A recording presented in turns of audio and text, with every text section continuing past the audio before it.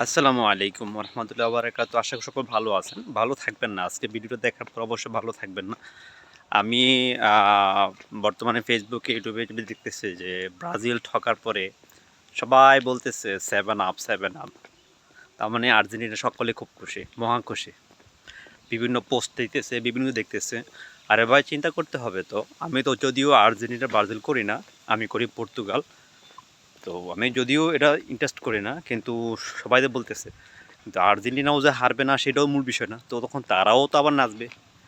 আমরা কেন এক জায়গায় থেকে দুজনে নাচানাচি করতেছি? সবাই হয়তো ভালো কাজ করি, ভালো হওয়ার চেষ্টা করি, একে অপরের সহযোগিতা করি। যে দলে হারক জিতুক এটা মূল বিষয়বস্তু না। বিষয়বস্তু হলো আমরা ভ্রাতৃত্ব, আমাদেরকে ভ্রাতৃত্ব ধরে রাখতে হবে। আমরা ব্রাজিল আর্জেন্টিনা কিছু চিনি না, চিনি সবাই। সবাই আর্জেন্টিনা সাপোর্টার, সবাই ব্রাজিলের সাপোর্টার। আমরা অবশ্য সেরকম। প্রত্যেকে স্বাগতম, ভালো থাকবেন, আল্লাহ হাফেজ।